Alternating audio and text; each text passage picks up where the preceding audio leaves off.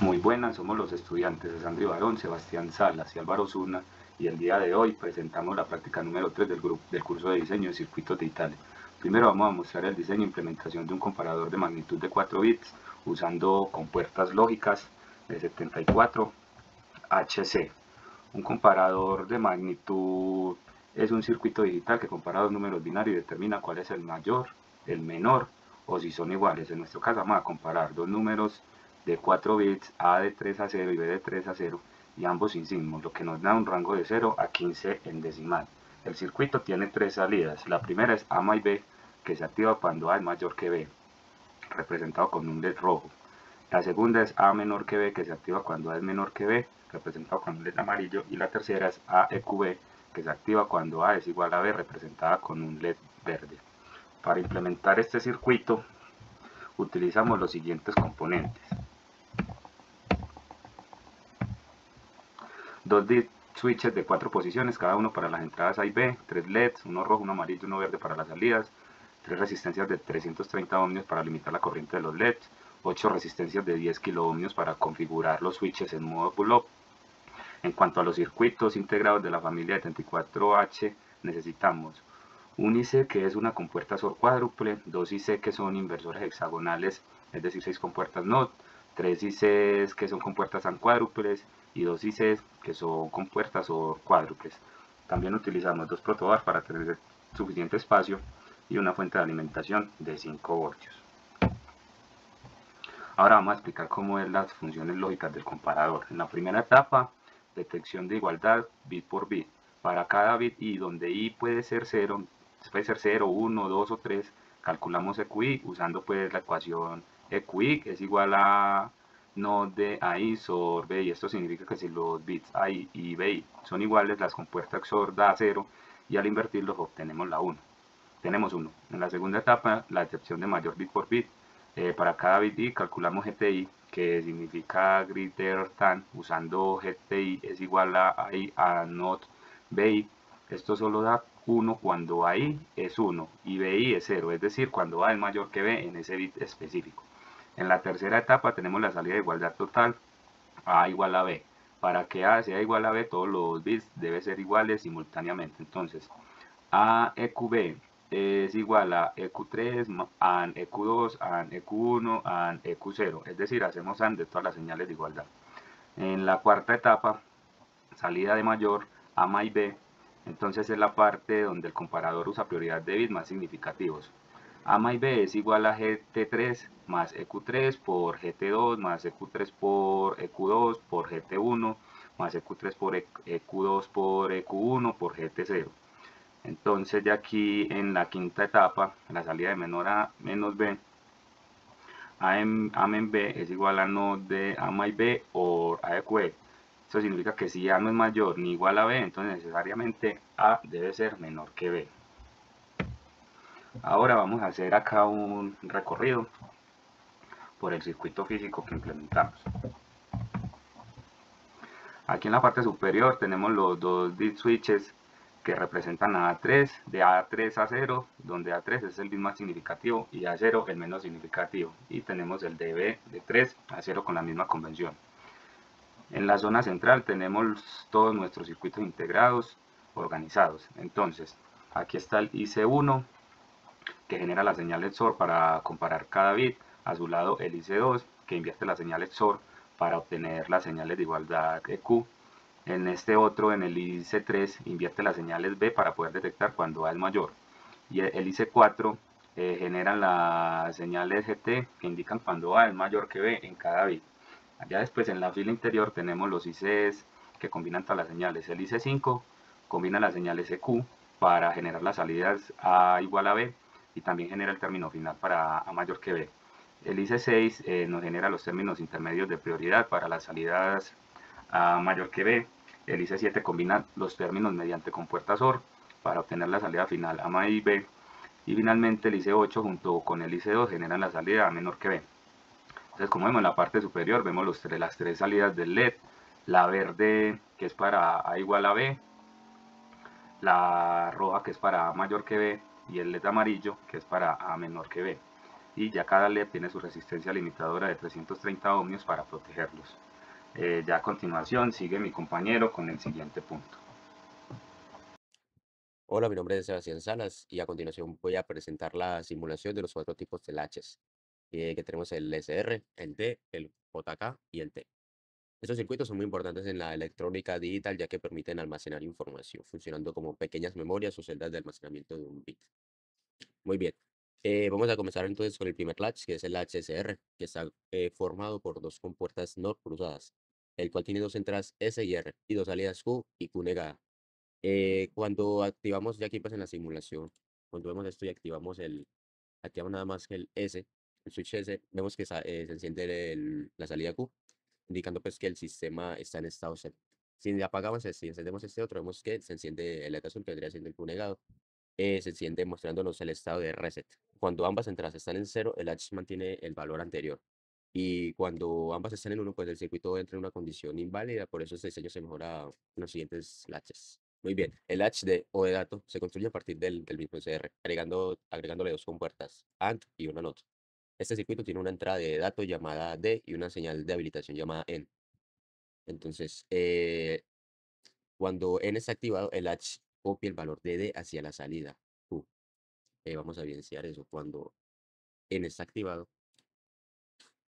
el latch copia el valor D hacia la salida Q. Si D está en 1 y el LED rojo se enciende, o si D pasa a 0, el LED se apaga. Cuando desactivo N, vemos que se conserva el último valor almacenado sin importar los cambios en D. De esta forma, el latch D resuelve el problema del SR, asegurando que nunca existan entradas contradictorias. Bien, y ahora vamos con el latch JK. El latch JK es una versión un poco más completa del SR. El cual pues tiene tres entradas, que son la J, K y N. Entonces, si J está en 1 y K en 0, el sistema se pone en estado set. Si J está en 0 y K en 1, este se resetea. Y si ambas están en 0, el latch mantiene su estado. Lo más interesante ocurre cuando J y K son ambos 1. En este caso, cada vez que aplico un pulso en N, el latch alterna su estado. Y si el LED rojo está encendido, se apaga y se enciende el azul y viceversa. Por eso decimos que el latch JK tiene un modo de toggle o cambio controlado y es muy usado en circuitos secuenciales. Y por último, vamos con el latch T, llamado así por toggle, que es una simplificación del JK, uniendo las entradas J y K en una entrada T. Y su comportamiento pues es muy sencillo, que cuando T está en 0, el latch mantiene su estado, y cuando T está en 1, cada vez que aplico pulso N, el estado cambia. Así, el LED rojo y el LED azul se van alternando en cada pulso. Este tipo de latch se utiliza para dividir frecuencias o crear contadores binarios porque cambia de estado en cada transición. Muy bien. En conclusión, cada latch añade una mejora sobre el anterior. El SR define el principio de memoria digital. El D agrega control y evita estados inválidos. El JK combina ambos y añade el modo de alternancia. Y finalmente, el H simplifica el diseño para aplicaciones de conteo y conmutación. Muchas gracias. Ahora le voy a dar el paso a mi siguiente compañero. Buen día compañeros, mi nombre es Álvaro Osuna y les voy a explicar el punto 4.1 titulado registro, en el cual dice lo siguiente: diseñar e implementar un registro de 4 bits con posibilidades de mantener el valor, con posibilidad de mantener 1, el valor, 2, incrementarlo en 1, 3, decrementarlo en 1 y 4, negarlo. También nos pide visualizar el valor de los resultados en los LEDs y en dos displays de 7 segmentos. Bueno, el objetivo principal del ejercicio, del experimento, es más que todo hacer el diseño, hacer el montaje también en Tinkercad de un registro sincrónico de 4 bits, el cual nos permita mantener su valor, incrementarlo, decrementarlo o negarlo. También nos pide visualizar los resultados tanto en los LEDs como en los displays de 7 segmentos.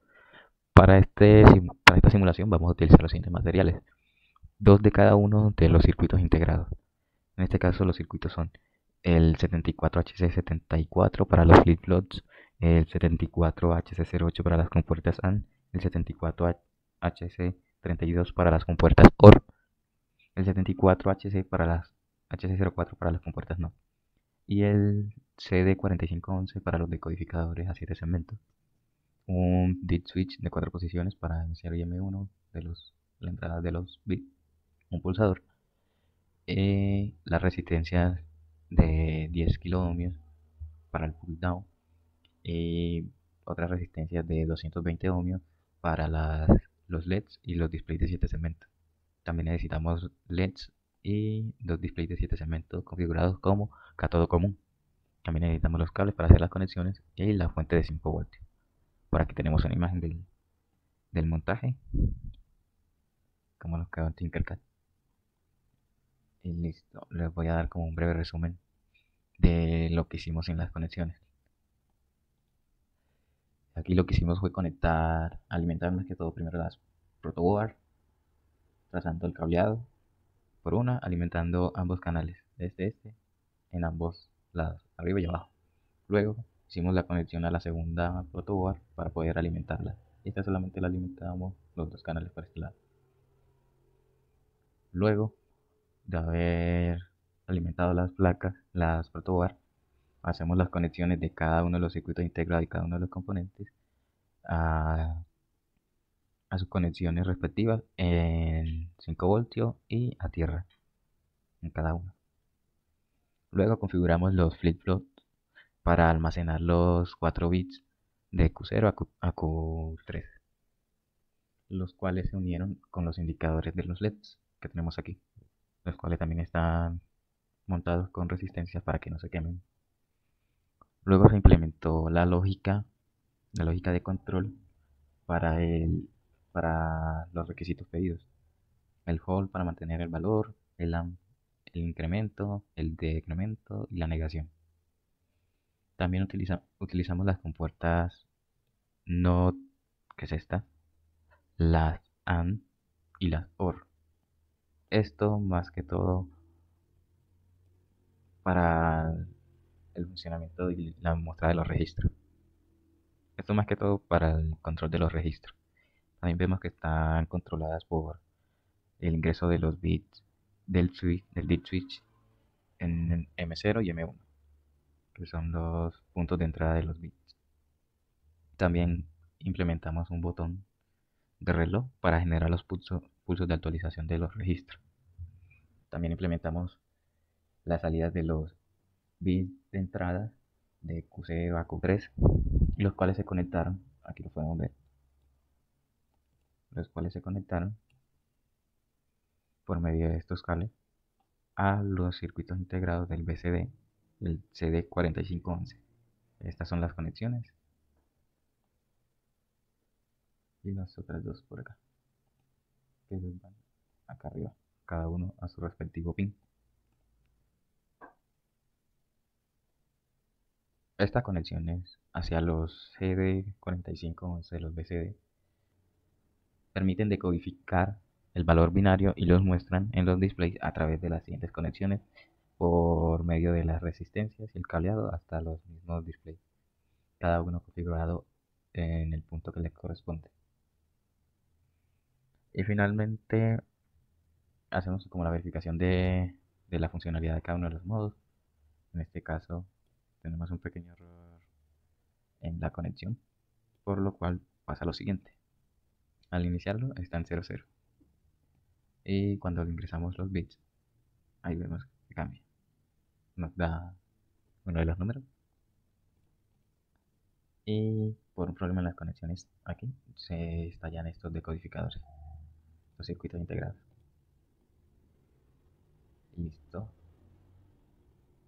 Ya para concluir, aquí podemos apreciar que cuando iniciamos la simulación, el registro nos muestra el primer cambio del decremento, luego tenemos el incremento, el cambio en los displays, y aquí volvemos a ver que se mantiene el resultado. Luego la negación y nos vuelve a cambiar. Pero ahí tenemos el inconveniente con las conexiones en los circuitos integrados, que por eso nos está fallando esta parte. Aquí podemos ver el osciloscopio en el botón de escucha. Y listo, ya para concluir tenemos lo siguiente.